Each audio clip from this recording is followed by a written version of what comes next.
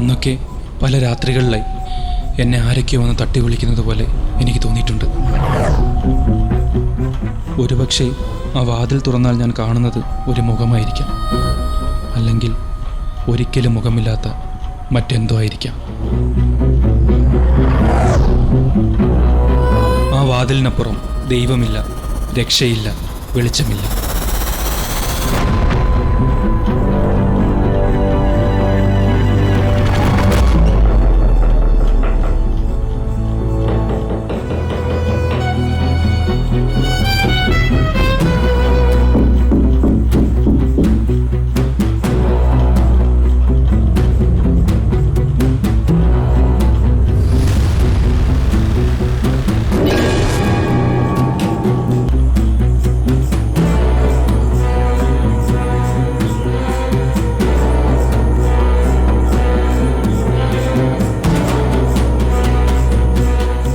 എൻ്റെ ഉറക്കം കെടുത്തുന്നത് ആര്?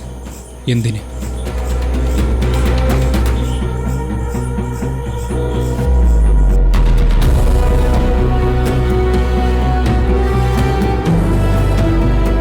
ഞാൻ പോലും അറിയാതെ എൻ്റെ മനസ്സിനെ ഏറ്റവും അധികം സ്വാധീനിച്ച എൻ്റെ ഒറ്റ ചങ്ങാതി രാഹുൽ. അവൻ കൂടെയുള്ള ഓരോ നിമിഷവും എൻ്റെ ജീവിതത്തിലെ ഓരോ മാറ്റങ്ങളായിരുന്നു.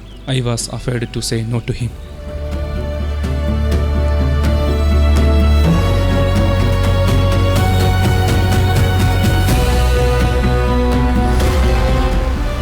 അന്നവൻ വെച്ച് നീട്ടിയത് ഒരു സിഗരറ്റ് ആയിരുന്നില്ല, എൻ്റെ സ്വപ്നങ്ങളെയും പ്രതീക്ഷകളെയും തച്ചുടയ്ക്കാൻ തന്ന ഒരായുധമായിരുന്നു.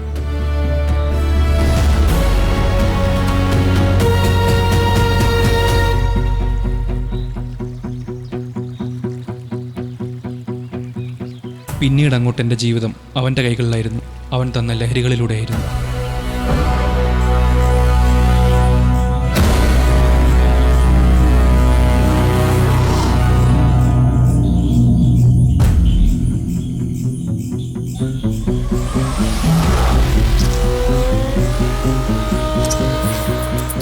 മദ്യത്തിൽ നിന്നും പുകയിൽ നിന്നും കിട്ടുന്ന കിക്ക് ഞങ്ങൾക്ക് പോരാതെ വന്നു.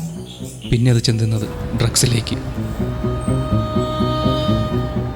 വലിയ തുക കൊടുത്ത് ഡ്രഗ്സ് വാങ്ങാൻ സാധിക്കാതെ വന്നപ്പോൾ ചെറിയ രീതിയിൽ ഏജന്റുമാർ മുഖേന കച്ചവടം തുടങ്ങി. ഒടുവിൽ ഞാൻ ആരെന്ന് പോലും അറിയാത്ത ലോകമായി എനിക്ക് ചുറ്റും. ചെയ്യുന്നത് തെറ്റാണെന്ന് അറിഞ്ഞിട്ടും പിന്നെ അത് തന്നെ ചെയ്തു. ഇന്ന് എനിക്കൊപ്പം അവനില്ല, അവൻ തന്ന ലഹരികളില്ല. പക്ഷേ എൻ്റെ പകരക്കാരനായി അവനൊപ്പം പലരും മാറി മാറി വന്നു.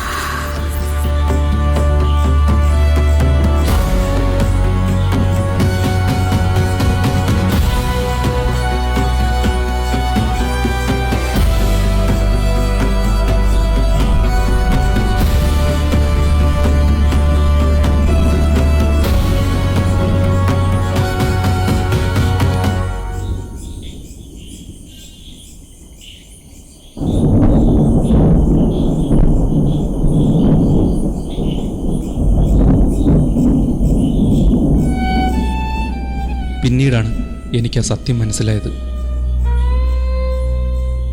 ആ രാത്രികളിൽ എന്നെ തട്ടി വിളിച്ചത് ഞാൻ തന്നെ ആയിരുന്നു എന്ന്. എവിടെ വെച്ചോ നഷ്ടപ്പെട്ട ആ മുഖമുള്ള എന്നെ മുഖമില്ലാത്ത ഞാൻ തന്നെ തിരിച്ചു വിളിക്കാൻ ശ്രമിച്ചിരുന്നു.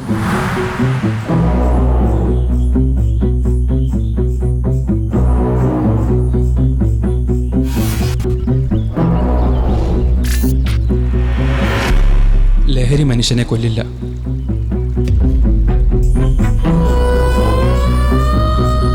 ഒരാളെ ലഹരിയിലേക്ക് നയിച്ച മനസ്സാണ് ആദ്യം മരിക്കുന്നത്. ഞാൻ വീണത് ലഹരിയിലല്ല, വിശ്വാസത്തിലായിരുന്നു. ഇപ്പോൾ ഞാൻ ശാന്തനാണ്, കാരണം ലഹരിക്കിനി എന്നെ വേണ്ട.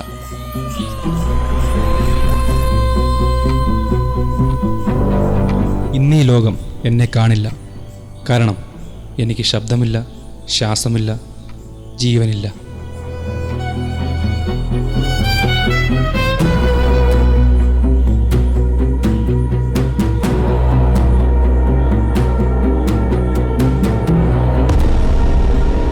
ഇന്നലെ ഞാനായിരുന്നു, നാളെ ഇനി നീയാകരുത്.